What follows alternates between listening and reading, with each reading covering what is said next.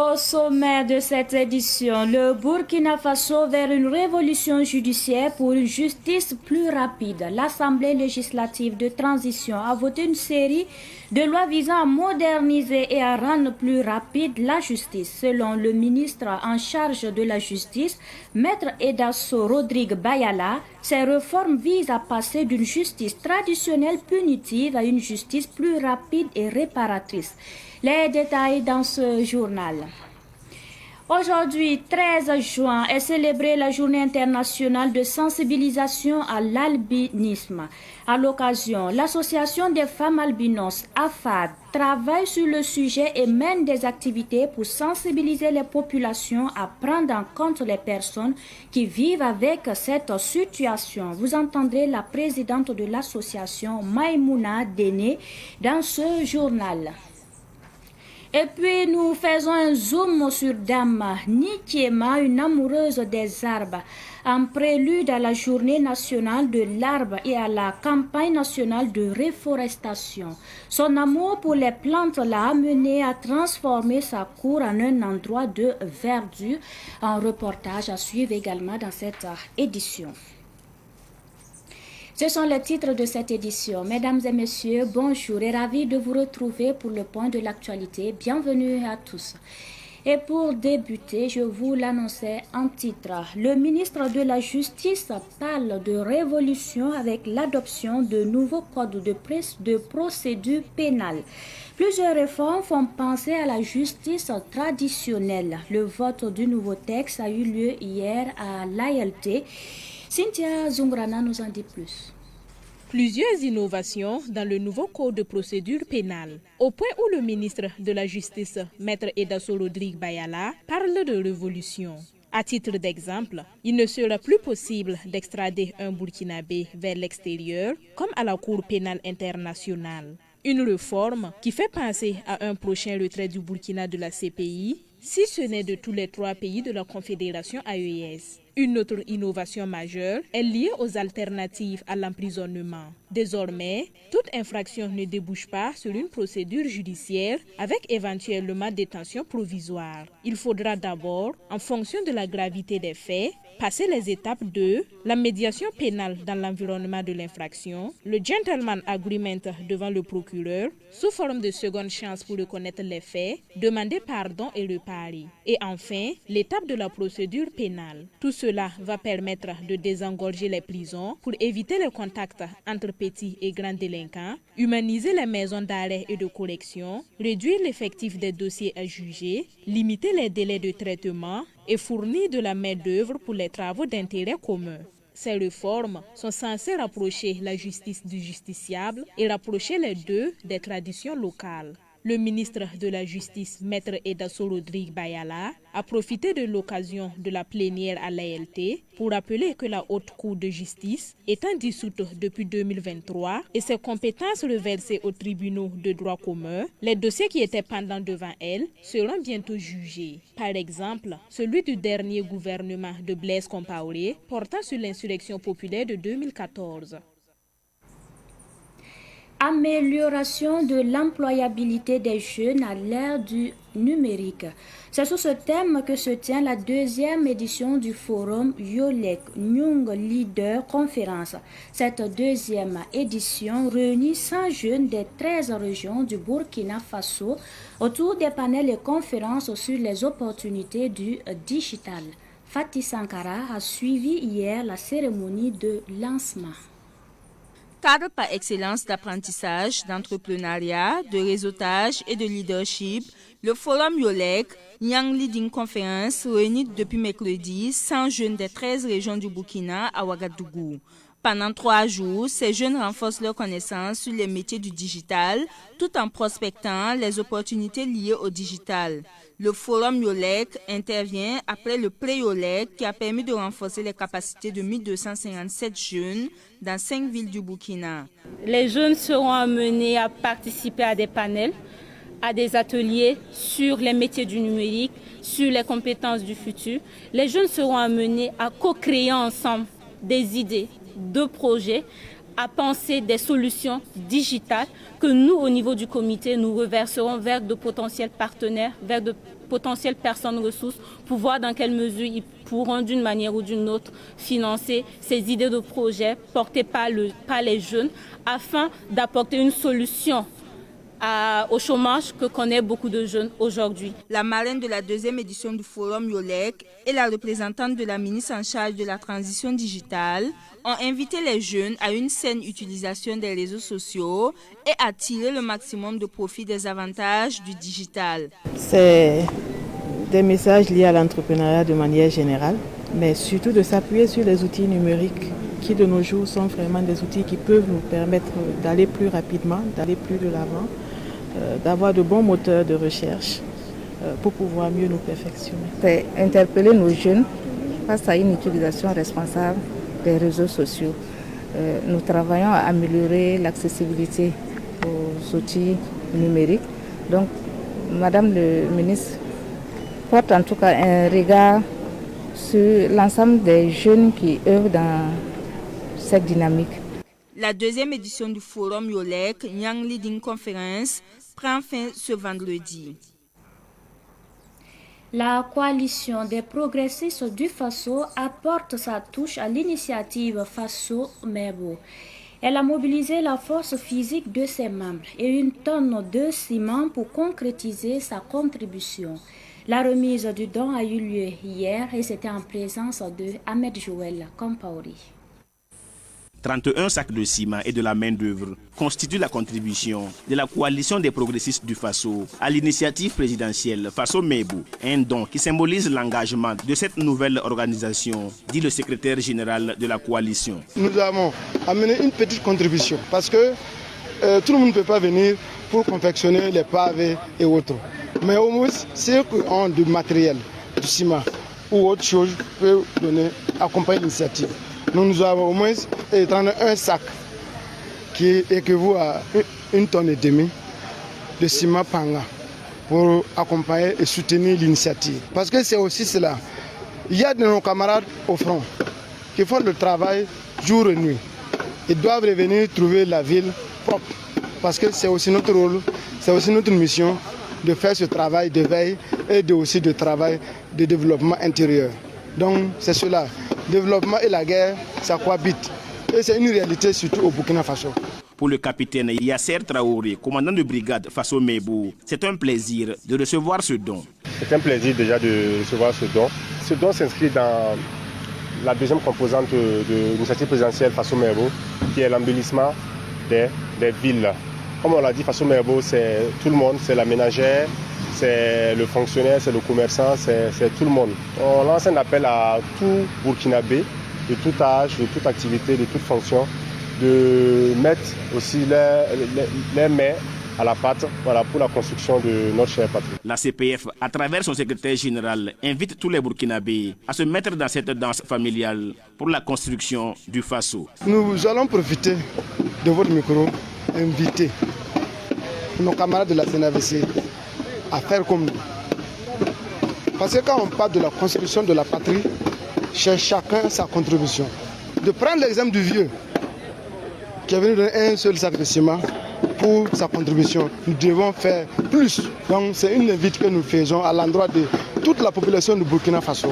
Chacun sa contribution pour la construction de la mère patrie. La coalition des progressistes du Faso CPF est le nouveau-né de la CNAVC. À travers ce don, la coalition manifeste son soutien au gouvernement et ne compte pas s'arrêter en si bon chemin.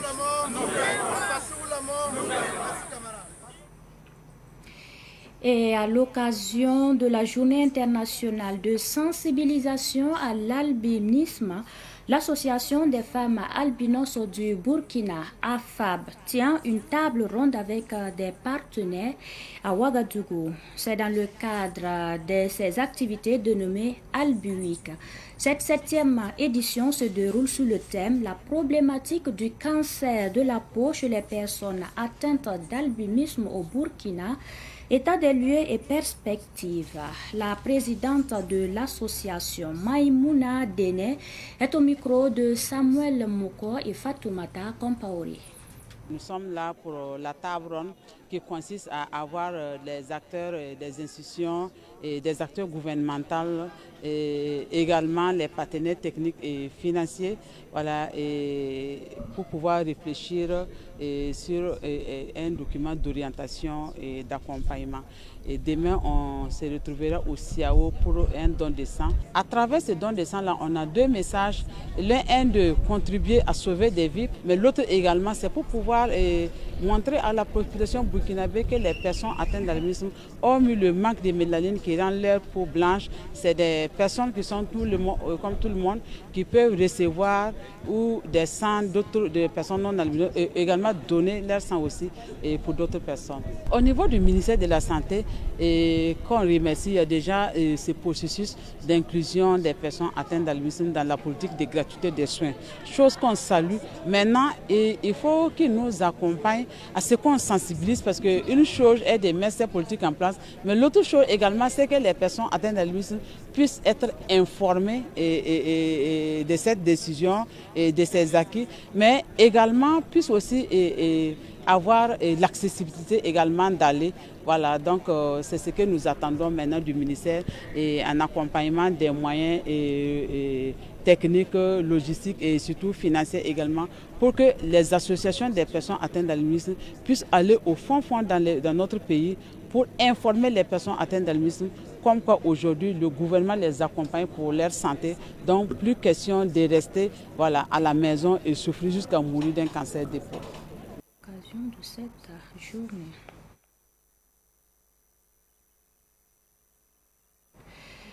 Et puis, cette fois-ci, nous parlons de la Journée internationale de la santé des végétaux. Un problème qui retient l'attention des scientifiques et techniciens de l'agriculture. Ces spécialistes étaient en atelier à l'occasion de cette journée célébrée le 12 juin en différé, renvoie les approches de préservation de la santé des plantes qui profitent aux humains. Germaine Farama y était. Les plantes tombent malades comme les humains et les animaux, mais cette situation sanitaire des végétaux est négligée par les hommes. C'est pourquoi, à l'occasion de la Journée internationale de la santé des végétaux, célébrée en différé, les réflexions sont tournées vers une approche protectrice des plantes, approche One Health. La santé des végétaux dans l'approche One Health. Alors, qu'est-ce que c'est que l'approche One Health? C'est en fait un concept interdisciplinaire et interministériel qui promeut la santé donc de l'environnement, la santé des animaux et la santé des hommes. Et à travers cette célébration aujourd'hui, nous allons pouvoir donc dérouler plusieurs panels où nous allons démontrer en tout cas l'importance de la santé des végétaux donc dans cette approche. Parce que nous nourrissons des plantes et de leurs produits, les animaux également. Et également, les plantes aussi sont cultivées dans un environnement et les pratiques agricoles peuvent aussi avoir des impacts négatifs sur l'environnement, sur les animaux et aussi par ricochet sur la santé donc, des hommes. La protection des végétaux fait appel à un ensemble d'approches qui participent à assurer une bonne santé des plantes. Et la célébration de cette journée est une occasion de se pencher sur les techniques de détection des maladies des plantes. Les actions à mener sont d'abord ce que nous appelons en fait la surveillance, parce que les producteurs eux-mêmes déjà peuvent participer en fait à la surveillance. Donc nous développons des stratégies où le producteur en fait dans leur champ à travers un smartphone peut alerter l'agent de santé et qui va alerter en fait sa direction générale la direction générale peut saisir en fait un laboratoire et pouvoir donner des conseils en fait à ces producteurs là pour pouvoir protéger les végétaux. Donc ça c'est le premier pan. Le deuxième pan c'est que quand les équipes se déplacent sur le terrain, en fait ils font des prélèvements, ils reviennent au laboratoire et ils font des diagnostics exactement comme à l'hôpital.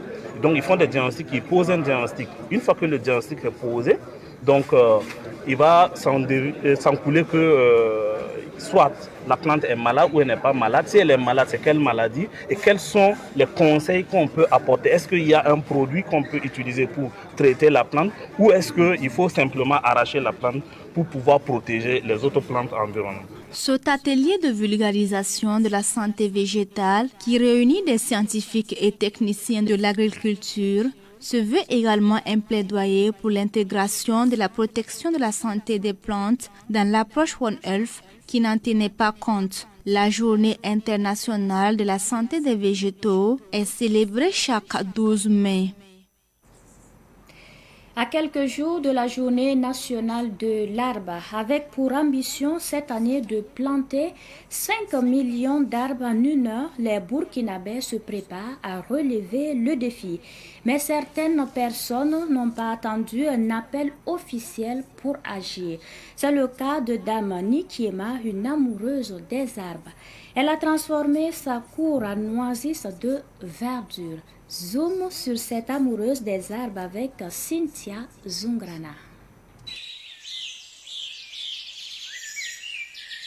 Des manguiers, des citronnelles, de la vigne, de la pomme cannelle, du mandarinier, de l'avocatier, du moringa, du quinqueliba, de l'épinard, de l'aloe vera et plusieurs autres variétés d'arbres. Ici, chaque arbre a été planté avec amour et patience.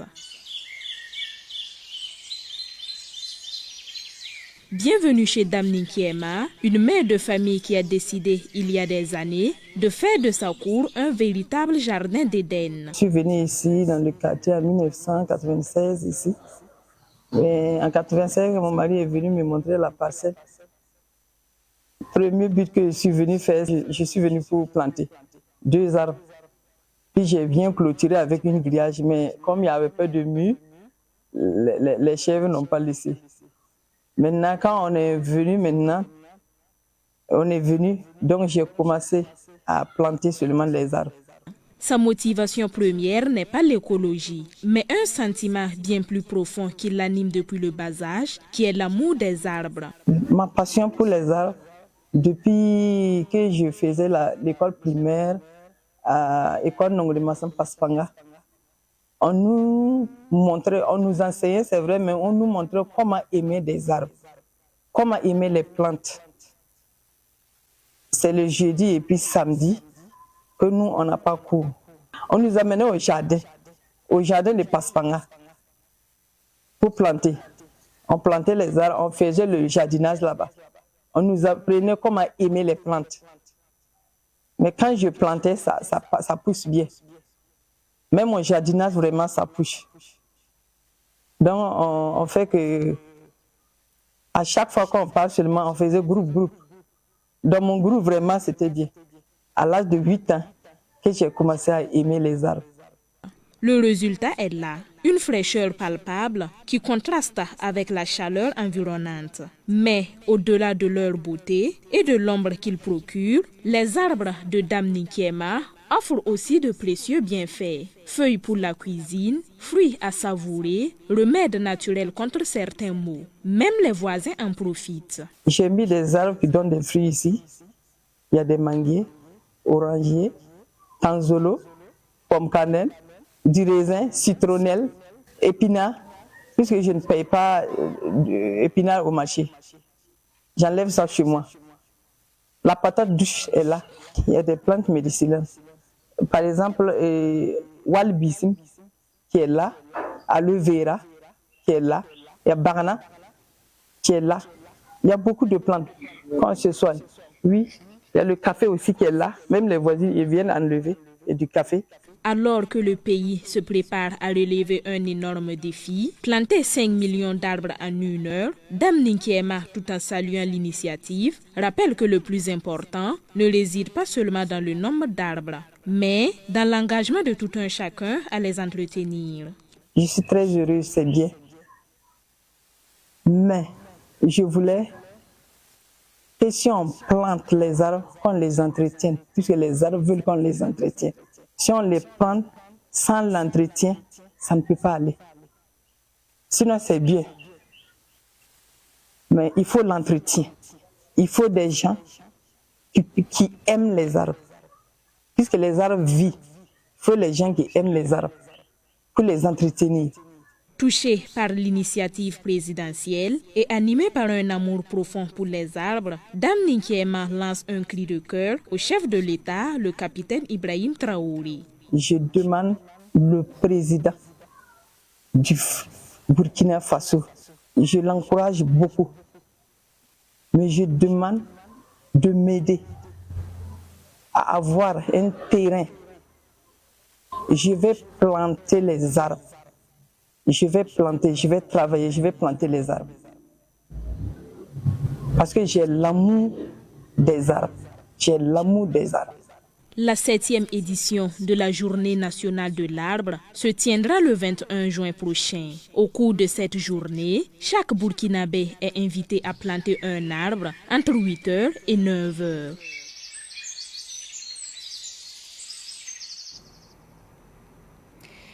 Et cette actualité, la Fédération des associations islamiques du Burkina, FAIB, s'inquiète du recul de la tolérance religieuse face à la montée des discours haineux dans le pays. Elle constate que certains propos, parfois déguisés en critique ou analyse, visent en réalité à stigmatiser l'islam et à diviser les citoyens. La FAIB dénonce fermement ces dérives qu'elle juge dangereuses pour la paix sociale et l'unité nationale. Elle rappelle que le Burkina Faso a toujours été un pays de cohabitation religieuse harmonieuse, fondée sur le respect, la tolérance et la discipline. Par ailleurs, la FAIB condamne tous les discours haineux visant l'islam. Elle appelle la justice à appliquer la loi contre les auteurs de propos discriminatoires. La FAIB réaffirme son attachement à la liberté religieuse et à la prédication dans le respect des lois, d'où l'invite aux prédicateurs musulmans à éviter tout message de haine. Enfin, la FAIB exhorte tous les Burkinabés à œuvrer ensemble pour préserver la paix, la foi et l'unité nationale. Nous poursuivons avec la nouvelle formule d'Orange Burkina. Il s'agit de BAM qui vient faciliter la communication et l'accès aux offres Internet de ses clients. L'annonce a été faite hier au cours d'une conférence de presse au siège d'Orange Burkina Digital Center à Ouagadougou. Yacouba Kiamtouré. Orange Burkina propose plusieurs options de communication à ses clients, notamment des forfaits de données et divers services. Ces offres incluent l'accès à Internet, des crédits de communication ainsi que des avantages sur les appels téléphoniques. Avec cette nouvelle formule baptisée BAM, Orange Burkina souhaite se rapprocher davantage de sa clientèle. Ces offres-là, c'est d'abord sur les tarifs d'appel. Les tarifs d'appel qui étaient jusque-là à 1,6, donc passent à 1,1 franc. Donc c'est une baisse quand même de plus de 30% que nous consentons sur les appels pour nos clients qui viendront dans ce nouveau profil-là qui s'appelle le profil étalon. Et le deuxième niveau, c'est ceux qui sont friands de la data mobile. Donc l'Internet mobile, en dehors de étalon, vous payez le giga à 1050 francs. Mais aujourd'hui, avec étalon, la nouvelle formule, vous avez 1,5 giga à 700 francs. Donc ce qui est quand même assez intéressant. Nous avons plus de volume, mais également à moins de coût.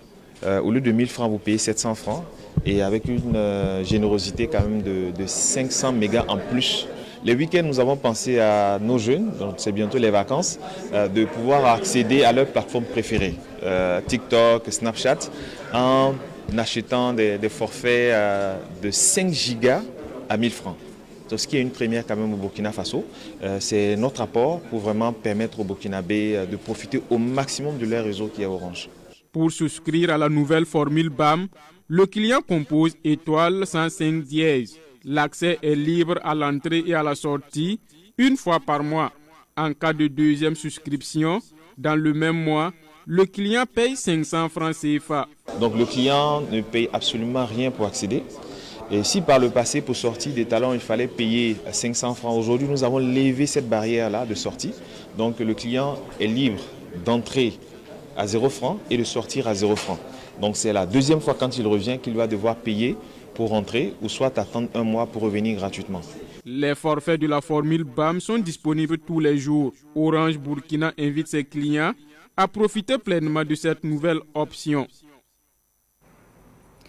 L'artiste musicienne Kazagabou a dédicacé hier son 3e album. Un album chanté en Kassana pour exprimer la main de Dieu sur ce qu'elle entreprend, d'où le nom de l'album La main de Dieu. La présentation de l'œuvre a été l'occasion pour l'artiste de demander un soutien à toutes les bonnes volontés. Reportage signé Samuel Moko.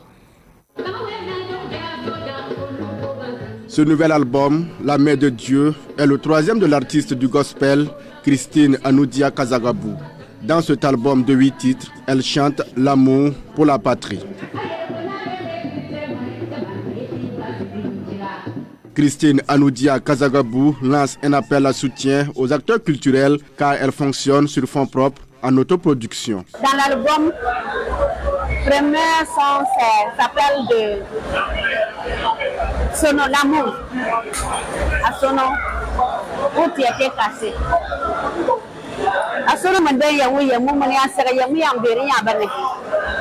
tu étais caché, à plus de tes choses, je ne te vois pas.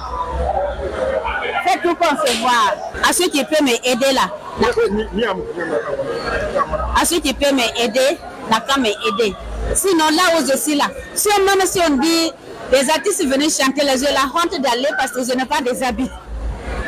Ça c'est un. Travers de musique là, je n'ai pas de promotion. À cause de promotion là, comme il n'y a pas l'argent, il n'y a pas de promotion. Ça joue. J'ai beaucoup de sons. Je ne peux pas faire sortir parce qu'il n'y a pas l'argent.